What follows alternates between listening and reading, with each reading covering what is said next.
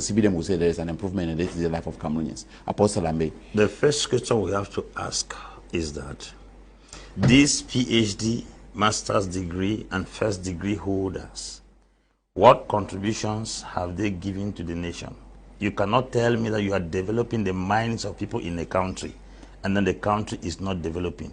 What are they actually learning in those institutions? Secondly, we had a scenario in this country where doctors gathered in Yaoundé and most of them collapsed. Some even attempted drinking poison to die because they were not recruited in the higher institution. It is a cycle. You go to school, you obtain master's or PhD, you join a political party, you are appointed as a lecturer. It ends that most of our educated people come back as teachers. We have people who are teaching nuclear chemistry in Cameroon. They cannot produce a bomb. They teach nuclear chemistry, they cannot produce even grenades. We have people who are lecturing in agriculture. They don't have any farm. We have people who are lecturing in aviation, teaching in different areas, yet we don't have any effective transport company.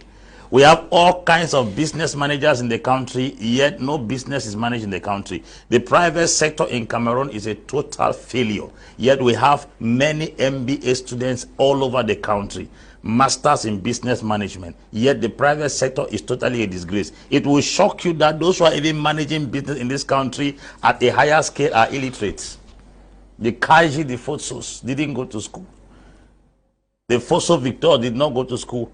Then you go and find out those who have MBAs in business management. They are looking for institutions to teach. Are all Cameroonians created to go back to the classroom to teach? What is their job? Job description. Secondly, President Paul Biya came to power as a youth. Today we have ancestors ruling us. I mean, living ancestors. In almost every strategic responsibility, you cannot find a young man there. National Assembly, I grew up and knew the president of National Assembly. My daughter, first daughter, is still telling me the same person is National Assembly. The person who heads the Senate is a retired individual who was grasped somewhere and he barely walks. We are talking about a constitutional council person who has been given an office that was created to make sure elections go free in this country.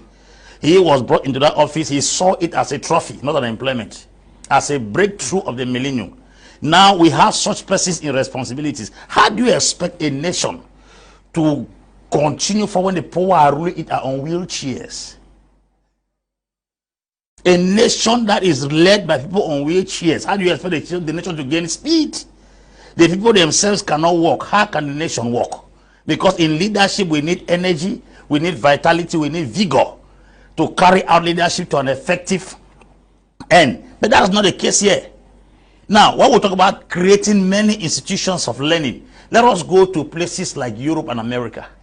You will not find too many institutions. They have more of research centers where they come out with theses and hypotheses and come out with discoveries and inventions. You hear that Americans have gone to the moon, they have gone to the... We have all kinds of persons in different fields in this country. All they are looking for is to go back to a classroom and become a teacher. Is teaching the only job Cameroonians can do? How do you explain? You go to American facilities in the country, government-based hospitals, the stories there are something else. It's a shame.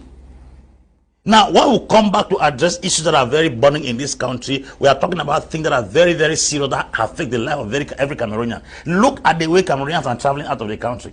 Guineans who are close here don't go out of the country. One of the signs you will know a country is not well is the rate at which the people migrate. Because migration is movement from one place to another. In my own definition, is movement from an uncomfortable environment to a more comfortable environment. So if Cameroonians are going out of this country at a very high rate, it's only a sign that the environment is not comfortable for them to stay. Those are the things we have to put into considerations. Now, coming back to agriculture, like what Kikishi said, that we are talking about the Green Revolution. Cameroon imports worth 4 billion of money to 4 billion worth of onion every year. Onion. But we have a country that grows almost everything. We import worth 42 billion of pork every year. Now, why do we import food? The rate at which we import food in Cameroon is very bad, considering the fact that Cameroon has the most fertile soil under the planet Earth. On the surface of this earth, we have the most fertile soil. I'm sure we're supposed to be suppliers of food to other countries, not depending on other countries to give us food. Yeah. We have an airline system where instead of taking business managers to send there, we send military people to go and head a business organization.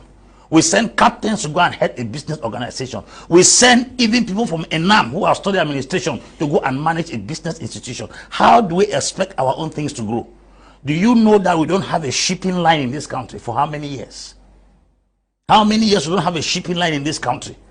That is to let you understand that we are limited. In the aviation sector, we are limited. In the maritime sector, we are limited. In the agricultural sector, which we think is our own strength, we are limited. Going to the place of administration, the people are leading us. They told us our youths of today are leaders of tomorrow. We have now become the elders of tomorrow, and the elders of yesterday are still leading us to today. What do you expect the generation who are coming forward to think? Anyone that grows in this country and sees the way the government is being run, they will start thinking a bit of going out of the country. Because a man cannot sit in an office from 1979 to 2021. Is he your father's ancestors' tool? That's the question we are asking.